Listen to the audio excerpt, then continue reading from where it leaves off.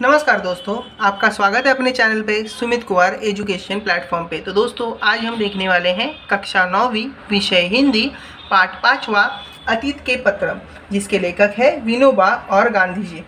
Okay, तो दोस्तों चलिए पाठ को शुरुआत करते हैं।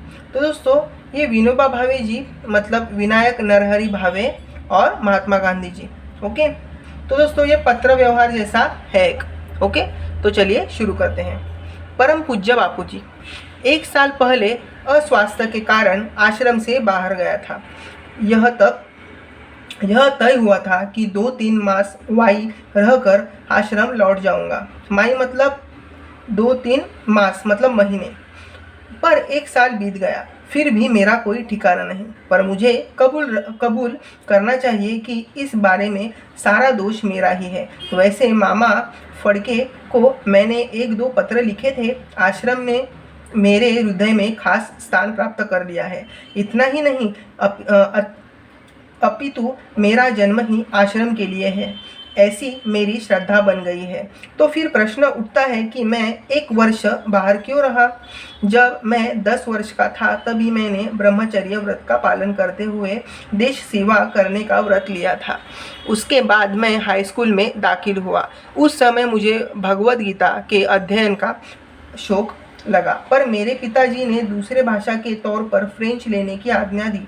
तो भी गीता पर का मेरा प्रेम कम नहीं हुआ था और तभी से मैंने घर पर ही खुद ब खुद संस्कृत का अभ्यास शुरू कर दिया था। मैं आपकी आज्ञा लेकर आश्रम में दाखिल हुआ, पर उसी समय वेदांत का अभ्यास करने का अच्छा मौका हाथ लगा। वाई में नारायण शास्त्री मराठे नामक एक आजन्म ब्रह्मचारी विद्वान विद्यार्थियों को वेदांत तथा दूसरे शास्त्र सिखाने का काम करते हैं। उनके पास उपनिषदों का अध्ययन करने का लोभ मुझे हुआ। इस लोभ के कारण लोभ मतलब एक प्रकार का लालच। ओके, लोभ के कारण वाई में मैं लोभ मतलब ये तो अच्छा लोभ है जो इन्होंने इस समय बताया। मतलब लोभ अपने हिसाब से होता है। ओके, वो बुरा भी हो सकता है और अच्छा भी हो सकता है। इस लोभ के कारण वाई में मैं ज़्यादा समय रह गया। इतने समय में मैंने क्या क्या किया यह लिखता हूँ। जिस लोभ के खातिर मैं इस दिनों आश्रम से बाहर रहा, मेरा वह लोभ और उसका कार्य नीचे लिखे अनुसार है। स्वास्थ्य सुधार के निमित्त पहले तो मैंने 10-12 मील घूमना शुरू किया। बाद में 6 से 8 सेर अनाज पीसना चालू किया। आज 300 सूर्य नमस्कार और घूमना, यह मेरा व्यायाम है। इससे मेरा स्वास्थ्य ठीक हो गया है। आहार के विषय में पहले 6 महीने तक तो नमक खाया, बाद में उसे छोड़ दिया। मसाले वगैरह बिल्कुल नहीं खाए और आजन्म नमक और मसाले न खाने का व्रत लिया। दूध शुरू किया। बहुत प्रयोग करने के बाद यह सिद्ध हुआ कि दूध बिना बराबर चल नहीं सकता। फिर भी अगर इसे छोड़ा जा सकता है तो छोड़ देने की मेरी इच्छा है। 1 महीना के लिए दूध और नींबू पर बिताया, इससे ताकत कम हुई। 1 महीना के लिए दूध और नींबू पर बिताया, इससे ताकत कम हुई। कार्य, गीता का वर्ग चलाया। इसमें 6 विद्यार्थियों को अर्थ सहित सारी गीता सिखाई बिना परिश्रमिक के। ज्ञानेश्वरी 6 अध्याय। इस वर्ग में 4 विद्यार्थी थे। उपनिषद 9, इस वर्ग में 2 विद्यार्थी रहे। हिंदी प्रचार, मैं स्वयं अच्छी हिंदी नहीं जानता, फिर भी विद्यार्थियों को हिंदी के समाचार पत्र पढ़ाने का उपक्रम रखा। अंग्रेजी 2 विद्यार्थियों को सिखाई। यात्रा लगभग 400 मील पैदल राजगढ़, सिंहगढ़, तोरणगढ़ आदि इतिहास प्रसिद्ध किले देखे। मतलब ये छत्रपति शिवाजी महाराज के किले हैं। 7. प्रवास करते समय गीता जी पर प्रवचन करने का क्रम भी रखा था। आज तक ऐसे कोई 50 प्रवचन किए।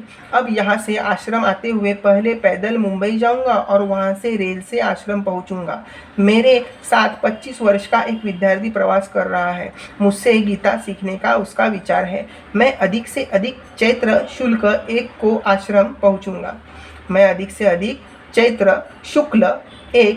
आश्रम पहुँचूँगा।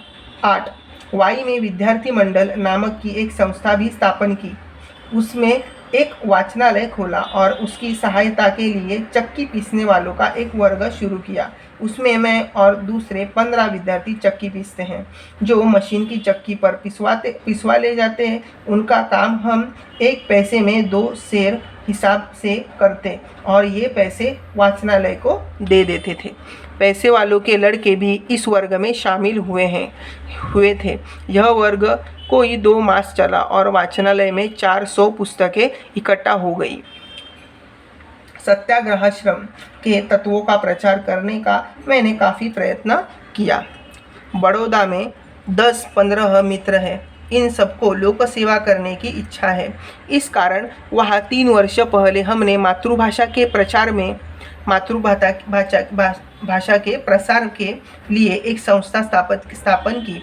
इस संस्था के वार्षिकोत्सव में गया था। उत्सव यानी संस्था के सभासद इकट्ठे होकर क्या काम किया, आगे का क्या करना है, इसकी चर्चा।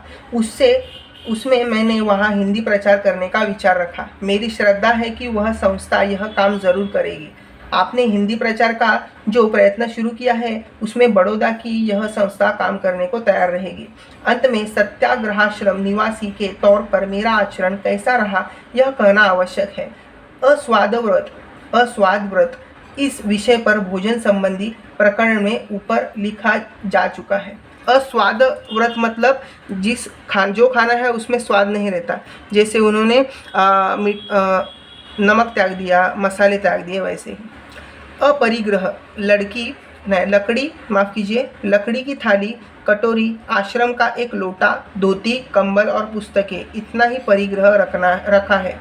बड़ी बंडी, कोट, टोपी वगैरह न पहनने का व्रत लिया है। इस कारण शरीर पर भी धोती ही ओढ़ लेता हूँ। करघे पर बुना कपड़ा ही इस्तेमाल करता हूँ। स्वदेशी परदेशी का संबंध मेरे पास है ही नहीं। आपके संबंध मद्रास के व्याख्यान के अनुसार व्यापक अर्थ न किया हो तो ही। सत्य, अहिंसा, ब्रह्मचर्य, इन व्रतों का परिपालन अपनी जानकारी में मैंने ठीक ठाक किया है, ऐसा मेरा विश्वास है। अधिक क्या कहूँ, जब भी सपने आते हैं तब मन में एक ही विचार आता है, क्या ईश्वर मुझसे कोई सेवा लेगा? मैं पूर्ण श्रद्धा में इतना कह सकता हूँ कि आश्रम के नियमों के अनुसार एक को छोड़कर मैं अपना आचरण रखता हूँ, यानी मैं आश्रम का ही हूँ। आश्रम ही मेरा साध्य है। जिस एक बात की कमी का मैंने उल्लेख किया है वह है अपना भोजन, यानी भाकरी स्वयं बनाना। मैंने भाकरी मतलब क्या दोस्तों? एक चावल की रोटी होती है, उसे मराठी में भाकरी कहते हैं। स्वयं बनाना, मैंने इसका भी प्रयत्न किया, पर प्रवास में यह संभव न हो सका। सत्याग्रह का यह दूसरा कोई शायद रेल संबंधी सत्याग्रह शुरू करने का सवाल पैदा होता हो मैं परंतु ही पहुंच जाऊंगा। सवाल पैदा होता हो तो मैं तुरंत ही पहुंच जाऊंगा। इधर आश्रम में क्या फेरफार हुए हैं तथा कितने विद्यार्थी हैं, राष्ट्रीय शिक्षा की योजना क्या है तथा मुझे अपने आहार में क्या परिवर्तन करना चाहिए, यह जानने की मेरी प्रबल इच्छा है। आप स्वयं मुझे पत्र लिखें, ऐसा विनोबा का आपको पितृतुल्य समझने वाले आपके पुत्र का आग्रह है। मैं 2-4 दिन में ही यह गांव छोड़ दूंगा। विनोबा के प्रणाम। ओके, अभी नीचे क्या लिखा है? यह पत्र पढ़कर गोरख ने मच्छंदर को हराया। भीम है भीम, यह उद्गार बापू के मुंह से निकले थे। सुबह उनको इस प्रकार उत्तर दिया, तुम्हारे लिए कौन सा विशेष काम मैं लाऊं, यह मुझे नहीं सूझता। तुम्हारा प्रेम और तुम्हारा चरित्र मुझे मुंह में डुबा देता है। तुम्हारी परीक्षा करने में मैं असमर्थ हूँ। तुमने जो अपनी परीक्षा की है उसे मैं स्वीकार करता हूँ। तुम्हारे लिए पिता का पद ग्रहण करता हूँ। मेरे लोभ को तो तुमने लगभग पूरा ही किया है। मेरी मान्यता है कि सच्चा पिता अपने से विशेष चरित्रवान पुत्र पैदा करता है। सच्चा पुत्र वह है जो पिता ने जो कुछ किया है उसमें वृद्धि करे। पिता सत्यवादी, दृढ़, दयामय हो तो स्वयं अपने में ये गुण विशेषता से धारण करें। यह तुमने किया है ऐसा दिखता है, तुमने यह मेरे प्रयत्नों से किया है ऐसा मुझे नहीं मालूम होता। इस कारण तुमने मुझे तो पिता का पद दिया है, उसे मैं तुम्हारे प्रेम की भेंट के रूप में ही स्वीकार करता हूँ। उस पद के योग्य बनने का प्रयत्न करूँगा, और जब मैं हिरण्यकश्यप साबित हूँ तो प्रहलाद भक्त के समान मेरा सादर निरादर करना। तुम्हारी यह बात सच्ची है कि तुमने बाहर रहकर आश्रम के नियमों का बहुत अच्छी तरह से पालन किया है।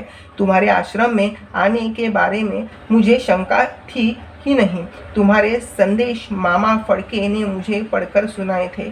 ईश्वर तुम्हें दीर्घायु करे और तुम्हारा उपयोग हिंदी की उन्नति के लिए हो, यही मेरी कामना है।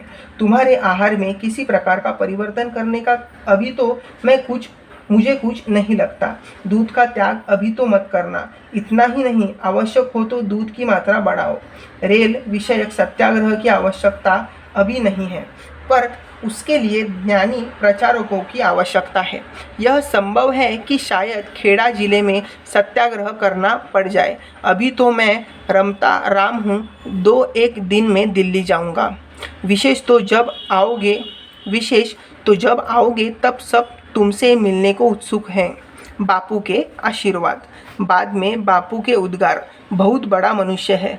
मुझे अनुभव होता रहा है कि महाराष्ट्रियों को और मद्रासियों के साथ मेरा अच्छा संबंध है।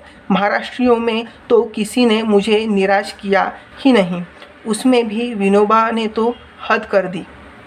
उन्होंने क्या कहा? महाराष्ट्रियों में तो किसी ने मुझे निराश किया ही नहीं, उसमें भी विनोबा ने तो हद कर दी।